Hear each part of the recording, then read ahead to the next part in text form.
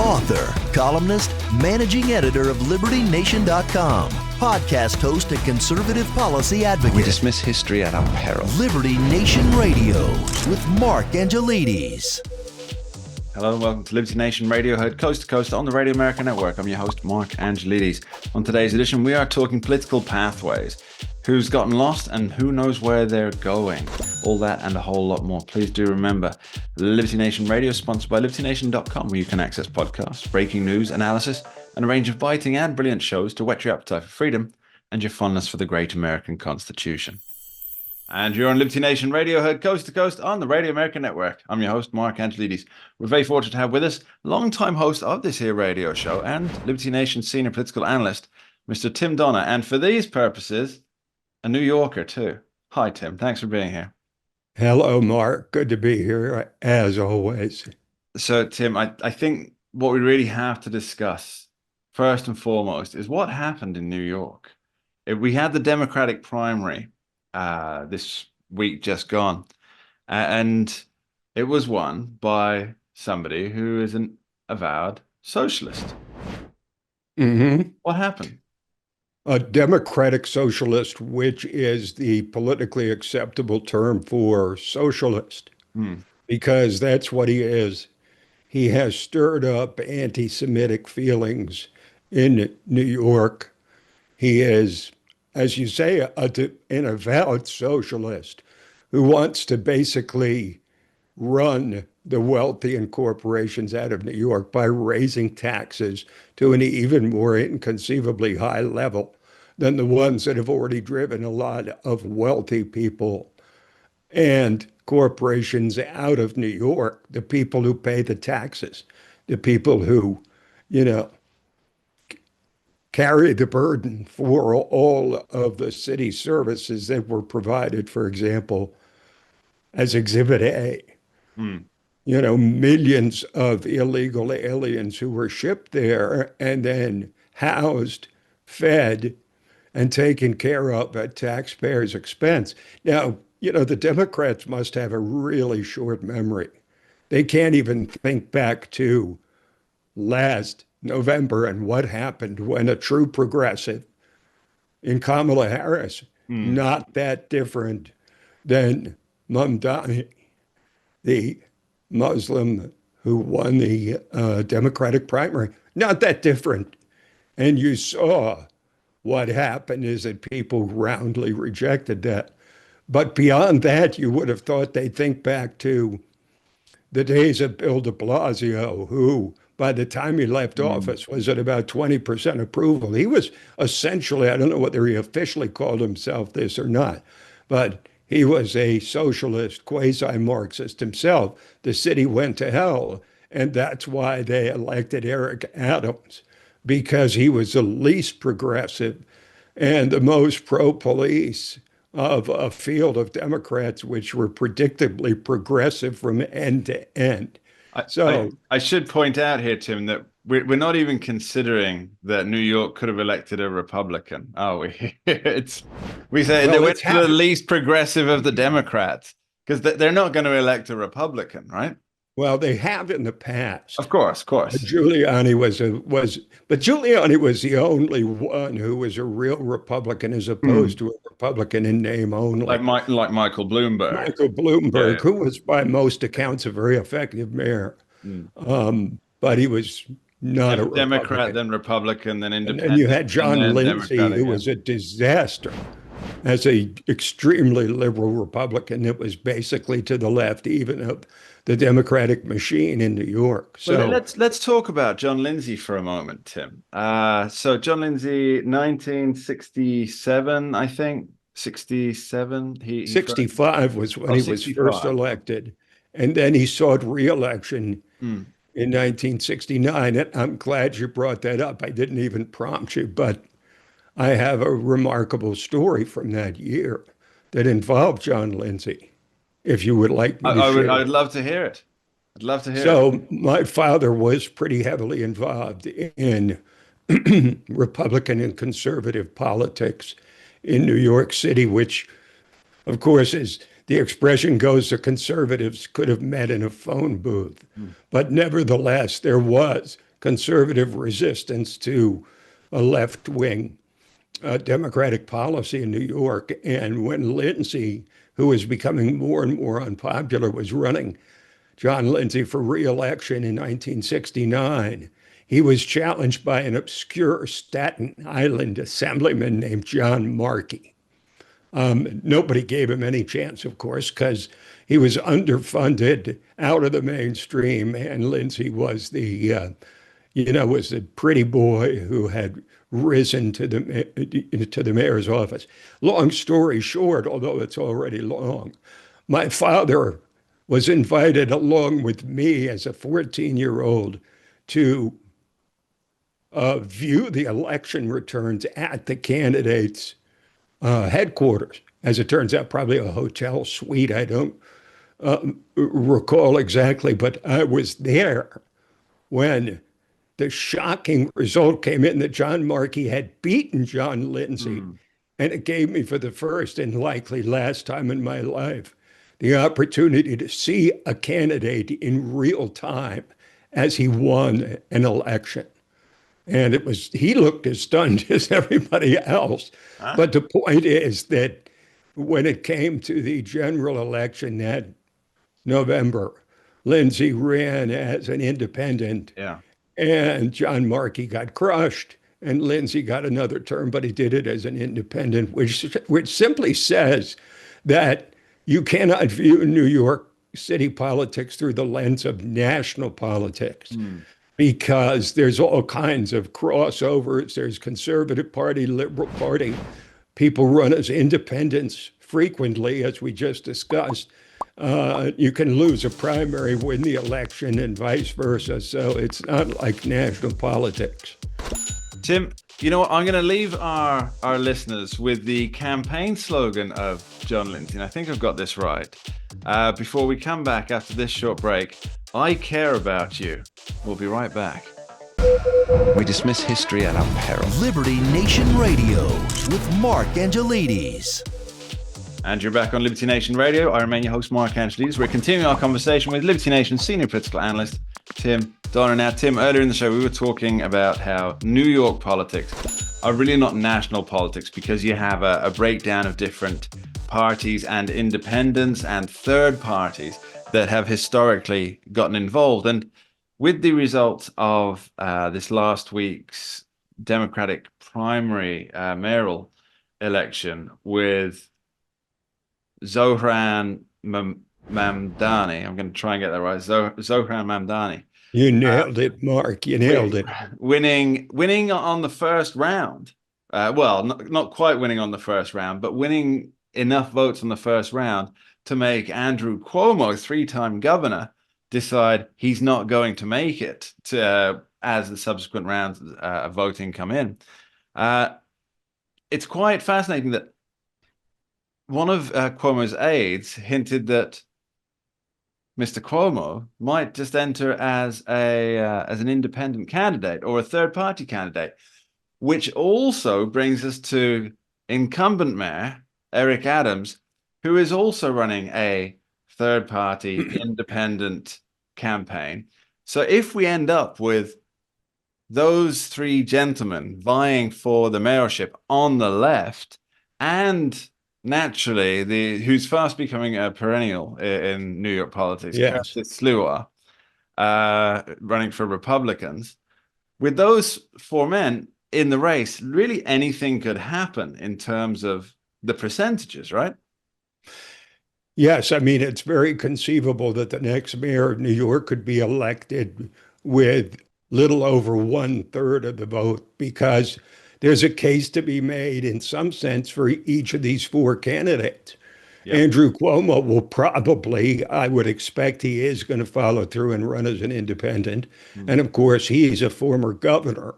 And while he's been hit with all these charges of sexual harassment and was forced to resign, he is a guy who's experienced and in the Democratic realm extremely moderate compared to the rest of the party. Then you've got Mamdani, who appeals to progressives and young people in particular. You've got Eric Adams, who has the advantages of incumbency in the sense that he's not a right winger, but he is in his heart, I think, tough on crime and a fairly no-nonsense guy who just has just not kind of been up to the job. But I think he's significant enough of a factor to pick up 25% of the vote. And then you've got Curtis Sliwa, who would really need to have the other three split Yeah. their portion of the votes in thirds for Curtis Sliwa to be elected mayor. I don't think a guy that goes around in a red, what kind of cap do you call that It's he it's a wears? beret. It's a beret. You've obviously never It's met a a French politician, Tim, because that is I may part de rigueur for the French politicians, or at least it was in Charles de Gaulle's Well, day. it has been for Curtis Sliwa for as Yeah. long as anybody has seen him on the public stage. So Sure. this is not over yet. Mm. But I do think that it indicates to the rest of the nation that the Democratic Party has just gone completely off the rails. They don't know. They don't know where they're going. They are acting as if November didn't happen, that they can oppose Trump and stop him, even though he is dominating the news, dominating the headlines, successfully taking on the Iran nuclear threat and all the rest of it. And they have no answer. But their answer in New York was to double down on Kamala Harris.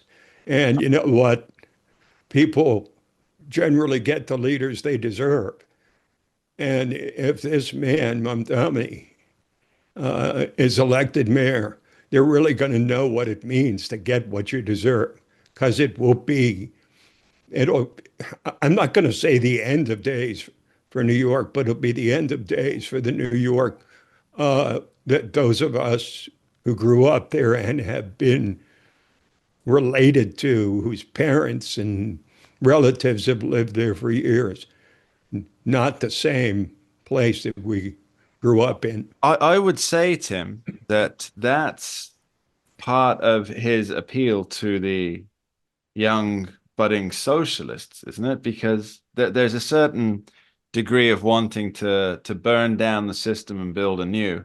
So they borrow a 150-year-old political theory from called communism. That's failed communism. every time. Yeah. That's failed every time they try it. Socialists. Hey, let's be fair, I mean, not all of them have ended up digging mass graves, just the vast majority. All the other ones have just been miserably poor.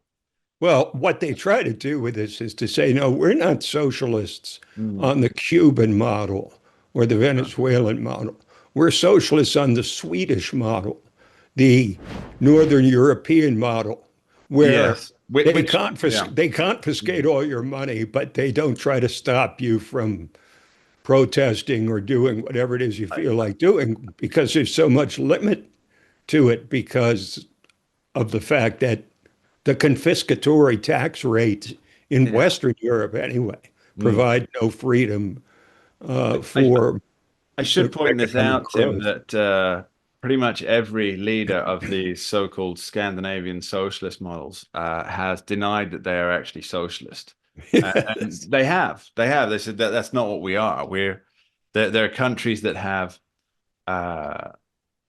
big free market principles behind them, encouraging business, encouraging wealth creation, but at the same time, they're as you say, they're confiscating quite a bit of that to create what they consider a good safety net. But yeah, they don't consider themselves socialist in any way. And well, but quite offended by the idea. But quite offended. Why wouldn't they be? Why wouldn't they be offended by that? Well, look, it may not be what they call themselves, but it is what is widely attributed to them. Yeah. And which has been adapted and adopted by the likes of Bernie Sanders to say, yeah, I want the best of democracy and socialism rolled into one. And so what you wind up with is, better than me, it's low growth, high tax economies without incentives for people to risk take, start businesses, and the That, like. The government just dominates everything. but from the European perspective, there's something else to that, Tim, as well, that I'm not. I think maybe our American listeners will find quite interesting. So this swing towards, as you say, high tax, low growth economies, it's quite recent. It's quite recent. But what was in place before, there was these large infrastructure things. Let's take the United Kingdom, for example. There still is the National Health Service. There was a great educational system. There are all these systems that were in place the before it started moving towards this, a little more socialism, a little more socialism. And now the National Health Service is really, it's crumbling under its own weight. It's difficult to use as a user unless you're talking emergency services. Everything else is just, for so many people, just a real struggle. And so what's happening is, as they're moving more towards this idea of, hey, socialism could work a little, the structures and institutions that were built before it are now crumbling because they can't be maintained at the level that they were before.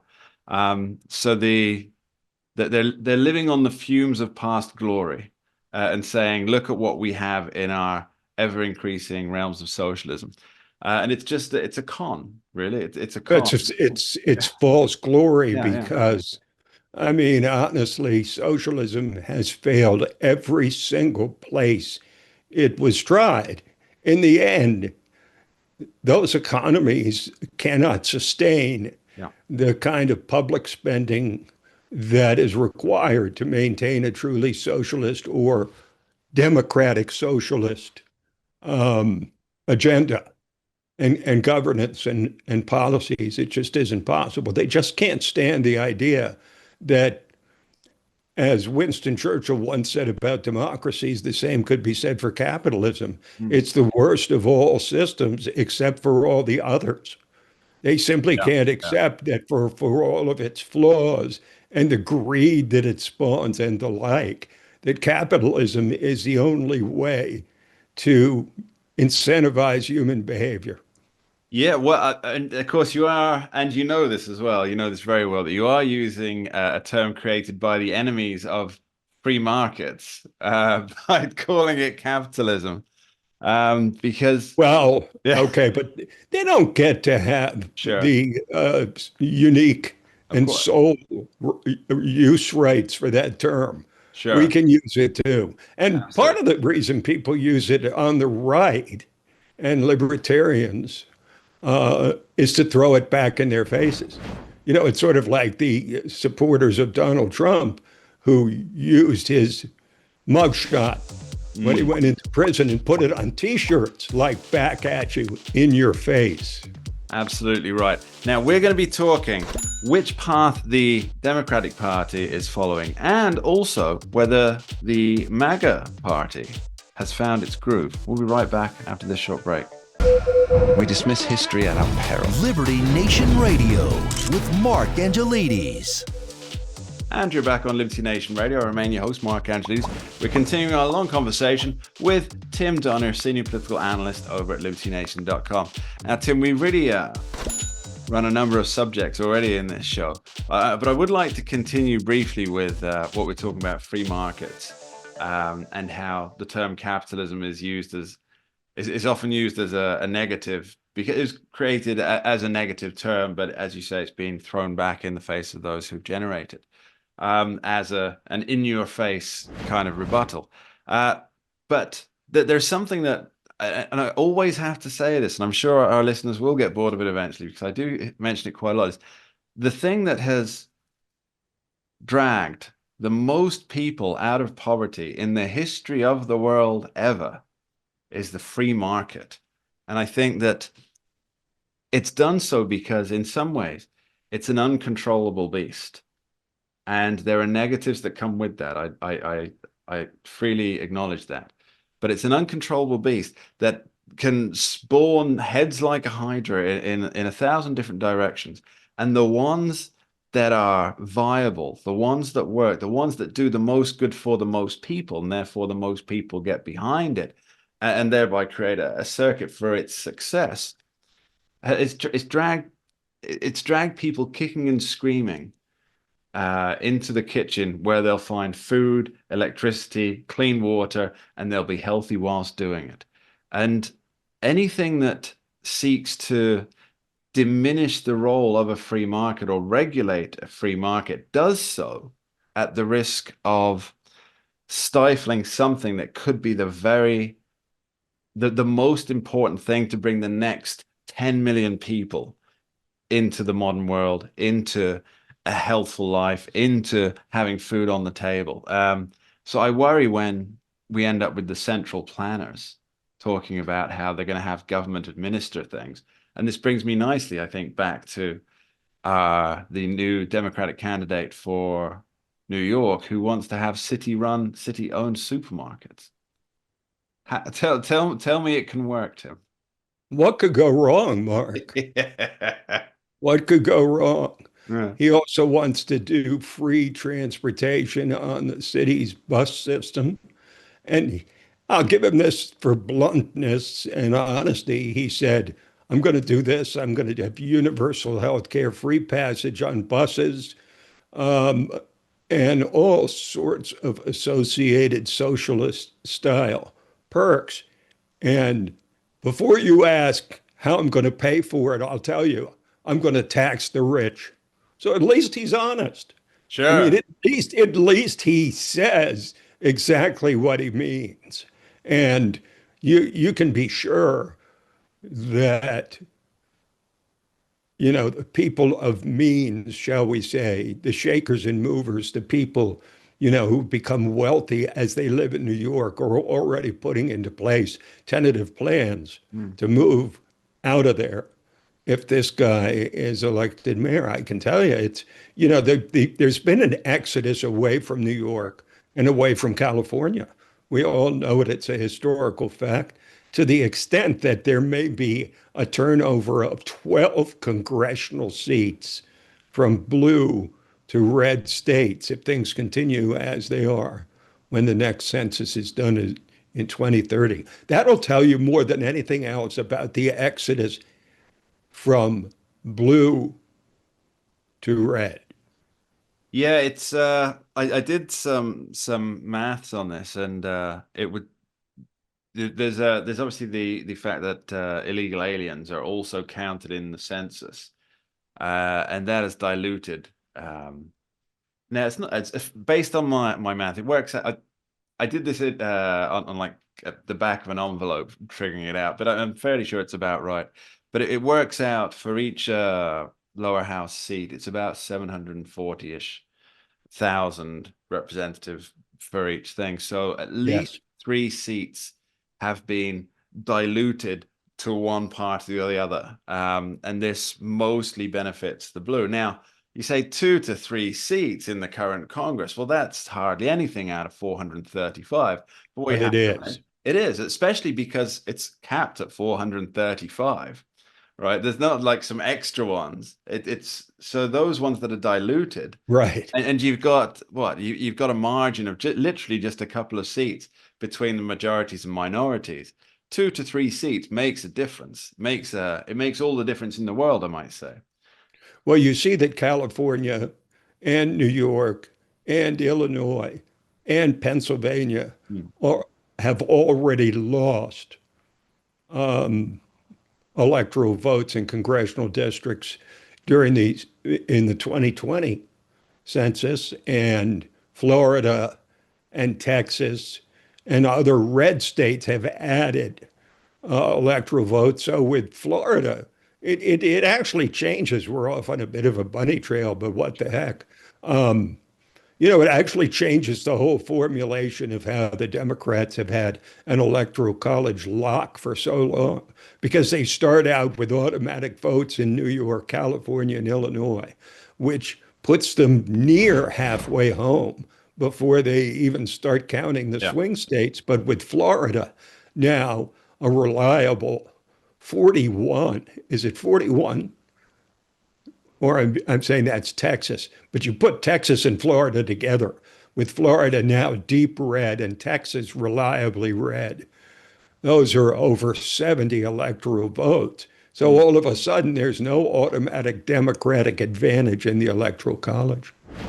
So let's talk about the Democratic Party for a moment. So putting aside what's happened in New York this last week, I feel that they're failing to find their mojo in terms of what do they need to be represented to become a viable oppositional force against the Republicans, which is what they should be, right? I mean, there's no good having a uniparty. It's good that there's pushback on both sides, but I feel they're not really living up to an oppositional party at the moment because they don't know what they want other than to criticize Donald Trump. Yes.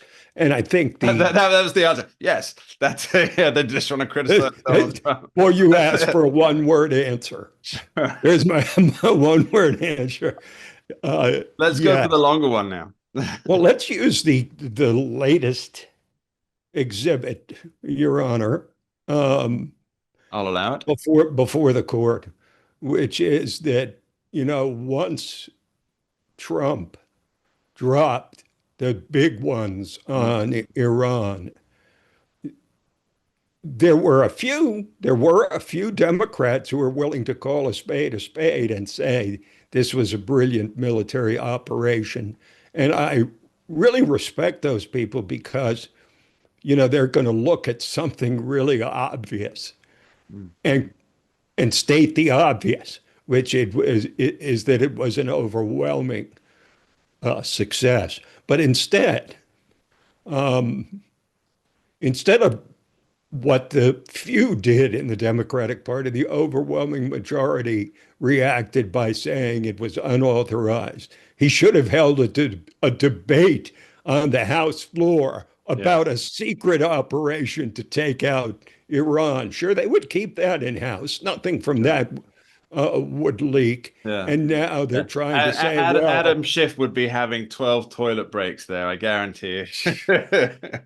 Well, and their spin is that Trump exaggerated the level of damage because a preliminary report from one defense agency out of about 19 with a low confidence rating, I might add. Yes. They said this is a preliminary finding with low confidence. We present this report, and yet this is what they're flying with. What all they can do is peck away. Now, they could have said, for example, Mark, they could have, lauded the mission without ever mentioning Trump. They could have said, we really are grateful for patriotic pilots of those B-2s that dropped the big ones on and the Navy, Iran. the Navy as well, and the Navy, and the chairman of the Joint Chiefs of Staff, and the head of CENTCOM, and all the rest, without ever mentioning Trump. But instead, what they did was they had to peck away at Trump, which was like, okay, so they only devastated the Iran nuclear program. They didn't destroy it. So what's the expression? Trump was lying. And see, it's the attitude more than the actual words that have put the Democrats in a position where, they offer nothing to nobody. I should point out as well, Tim, that there's a lot of confusion going around on social media because there's reports from something called the Atomic Energy Organization, and people are just quoting the Atomic Energy Organization says that Iran moved the things weeks in advance and knew this was coming, and everybody who's putting that out, and it really is gaining a lot of traction on social media. Yes, everybody who's putting that out, they should use the complete name of the organization, which nobody seems to do. Do you know why, Tim? It's called the Atomic Energy Organization of Iran. That's Ah, yeah, that's who it is. okay. So there's an atomic Now, I'm energy sorry, that was a agency. trick. That was a trick Yeah, question. there's an atomic energy agency which isn't saying this, which is a big, important That's multinational different. thing. But That's everybody's different. quoting this one, and they're all leaving off the last bit of that organization's name, which is of Iran. Of Iran. But of You're course, right. So we can take yeah, the yeah, word yeah, of yeah, the believe them, Iranian media, state-controlled of media. course. Um, you know, the good thing about the state-controlled media in Iran, though, is that they can claim that they gained revenge against the U.S. for the attacks on the nuclear Yeah, facilities, even though it was a weak showing in response. But nobody's going to challenge them because there is no sure. competing media in Iran. There's only a state-run media. But they look very small and Yeah, petty doing this. And look, that's not to discount the people who truly are concerned that this will lead to a wider war. I'm not saying that because there's people on both sides that are very concerned about that. sure. But so far, it's been contained to a degree that I think it's quite surprising, Mark. Very much so. We're going to be back continuing this conversation after this short break. Don't go anywhere. We dismiss history at our peril. Liberty Nation Radio with Mark Angelides. And you're back for our final segment on Liberty Nation Radio. I'm Mark Angelides. We're with Tim Donner. So, Tim, there's been a lot of talk about when the Iran-Israel conflict first started.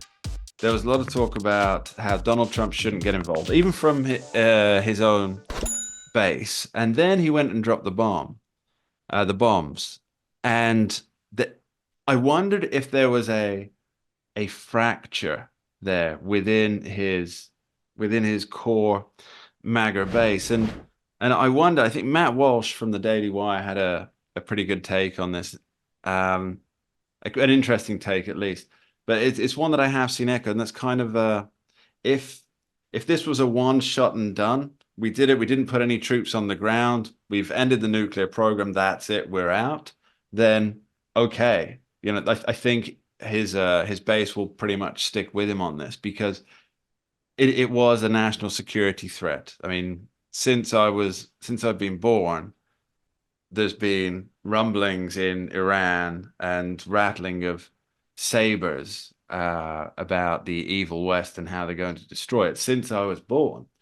And everybody in the international community is saying Iran can't have a nuclear weapon, but nobody had a way to do it. And then Trump did it. And he promised that he'd do it as well. Funnily enough, he did say, under my watch, Iran can't have a nuclear weapon. And I think that his base, they'll accept this one deal. It's done. He's disrupted or destroyed the nuclear programs. But I think any further involvement might be risking his inbuilt popularity. Oh, to be sure, nothing breeds success like success.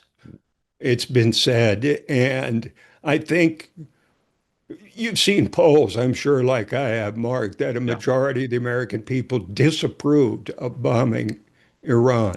And you know that the true MAGA acolytes, Steve Bannon, Tucker Carlson, and some members of Congress, including most famously the gadfly Thomas Massey, have spoken out against this happening. They did before before Trump's strikes. And look, I think a movement is actually strengthened when there's honest intellectual debate about major decisions. I think it's good when a party doesn't just fall in line because my president says it, I have to automatically not even think about it. I think that's a healthy thing for a movement or, for a political party writ large. It is. And, you're seeing that now. But I think in terms of the general population that didn't support these strikes and the MAGA base that didn't support these strikes, I think if they prove to be successful, if they prove to really lead to the dawn of a new day in the Middle East, I think those numbers are going to change dramatically because I think a lot of the disapproval comes from abject fear of Sure. another Middle Eastern war, Another and Iraq, nobody wants another that. Afghan. Yeah. Least of all, Donald Trump. But it's it's really shallow to say that because you're a peacemaker, you can never use the strength of your own defenses or your own military. Sometimes peacemakers have to use the threat of action in Yeah. order to generate peace. And this is what Ronald Reagan did. We've seen Yeah. this happen repeatedly in Yeah. history where the threat of strength leads to peace, especially if you are, like Donald Trump, committed to peace at all costs, including protecting against not just what's going to happen tomorrow, but in the case of Iran, what might happen next year or 5 years or 10 years down the line. You're absolutely right. I just reminded J.D. Vance basically tried to paraphrase Reagan there recently when he was I think he was at a donors dinner in Idaho, and I've got the quote in front of me. He said, "What I call the Trump doctrine is quite simple. Number one, you articulate a clear American interest, and that's in this case that Iran can't have a nuclear weapon. Number two, you try to aggressively diplomatically solve that problem. And number three, when you can't solve it diplomatically, you use overwhelming military power to solve it, and then you get the hell out before it ever becomes a protracted conflict." Now, That's pretty much it. that's it, right? That's the whole thing. Yeah. Yes. I mean, I think Reagan said it in 12 words or less, but but that was the quipper for you, the gipper. The quipper from the gipper. So Tim, final thoughts on this. We've seen the Democrats in the lower house, the lower chamber, reject in the process of impeachment over this matter, from which were brought by Al Green. I think just 79 people voted alongside Al Green. The rest rejected it. But do you think that now that the world community, as we saw at the NATO alliance meeting, is kind of backing Donald Trump, and this includes a lot of people who are politically on the left, backing what Donald Trump did in Iran, do you think that he will get a little more leeway back on the domestic front now that the overseas politicians who allegedly kept telling Joe Biden that they were glad the adult was back in charge, not that they ever said it themselves, just we heard it through Joe Biden. Final word on this. Do you think he'll get a little more leeway with foreign affairs now that he seems to be the big gorilla in the international room? Well, I think the difference between Donald Trump's first NATO meeting in 2017 and the one here in 2025 is really like night and day. I mean, at that point, he was a controversial winner of the election. He lost the popular vote, and he had become a pariah by basically saying NATO needs to step up and fulfill their 2% commitment to NATO of their budget. Now it's up to 5%, and they're willingly doing it. Yeah. And they're embracing Trump and all that he did for a simple reason, Mark. He really saved not just the U.S. and Israel, but he saved anything from headaches to Holocaust for several other nations near Iran in the Arab world. Yeah, America doesn't have kings, but he was treated like one at NATO. Tim Donner, thanks ever so much for joining us. Thank you, Mark. It was fun. And that's all we have time for on today's edition of Liberty Nation Radio, heard coast to coast on the Radio America Network. I've been your host, Mark Angelides. I'd like to thank our special guest today, longtime host of this here radio show and Liberty Nation's senior political analyst, Tim Donner. And of course, thank you, the listeners at home, each and every week for taking the time to tune in and join us for some liberty. You are appreciated. Please do remember, Liberty Nation does not endorse candidates, campaigns, nor legislation. And this presentation is no endorsement. We dismiss history at our peril. Liberty Nation Radio with Mark Angelides.